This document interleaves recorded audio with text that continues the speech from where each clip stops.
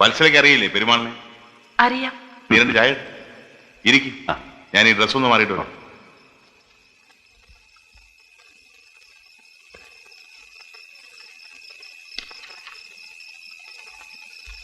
Sir, എന്നെ ഓർക്കുന്നുണ്ടോ? കഴിഞ്ഞ ബസ് സമരത്തിന് പിക്കറ്റ് ചെയ്തവരുടെ കൂട്ടത്തിൽ ഞാനും ഉണ്ടായിരുന്നു.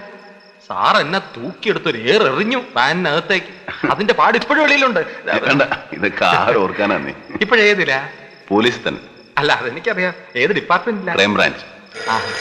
ഹലോ ഹലോ ഹലോ, മിനിസ്റ്ററുടെ വീട് തന്നെ?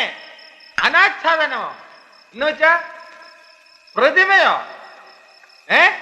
ആ ഗോപിയോട് തൊള്ള തുറക്കല്ലേ എന്ന് പറ. 12-ാം തീയതി അവൻ വാ തുറന്നാ മതി, പിന്നെ മൈക്ക് പോലും വേണ്ട. അയാള് പറയായിരുന്നേ, ഞാൻ അയാളെ ബസ് ടിക്കറ്റിങ്ങിന് വാനിലേക്ക് എടുത്തെറിഞ്ഞ കാര്യം. എനിക്കും കിട്ടിയിട്ടുണ്ട് പണ്ടൊരിക്കൽ. ലാത്തി കൊണ്ടൊരു അടി. 84 ട്രെയിൻ തടയിൽ നിന്ന്. കഴുത മുഖപരിചയം പോലും കാണിച്ചില്ല. ദേ ഇവളാ ഒരാഴ്ച ആവി പിടിച്ചത്. അത് പിന്നെ ഓടിയ കൂട്ടത്തിൽ എന്റെ മുമ്പിൽ വന്നുവിട്ടാ ഞാൻ എന്ത് ചെയ്യും? ആളും നിരവൊക്കെ അപ്പൊ നോക്കാൻ പറ്റുമോ?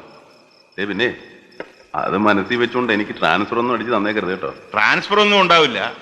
പറ്റുമെങ്കിൽ ഞാനൊരു പ്രൊമോഷൻ ഫിറ്റ് ചെയ്യാം. അതുപോട്ടെ, ഫാമിലിയൊക്കെ എവിടെ? അച്ഛനും അമ്മയ്ക്കും ഒക്കെ സുഖമാണോ? സുഖം തന്നെ. അവരൊക്കെ നാട്ടിലാ. ഭാര്യയോ? പള്ളിക്കൂടം മതിയല്ലേ? അതെ. ഇങ്ങോട്ട് വല്ല ട്രാൻസ്ഫറും വേണോ? വേണമെങ്കിൽ പറ. ചെറിയ ചെറിയ റെക്കമെൻഡേഷൻസ് ഒക്കെ ഞാൻ സ്വീകരിക്കും. അങ്ങനെ വേണ്ട. ആളുകൾ പറയുന്നത് പോലെ ഞാൻ അത്ര അടമന്റോ മുഷ്കനോ ഒന്നുമല്ല. അത്യാവശ്യം ചില വെട്ടുവീഴ്ചകളൊക്കെ ചെയ്യും.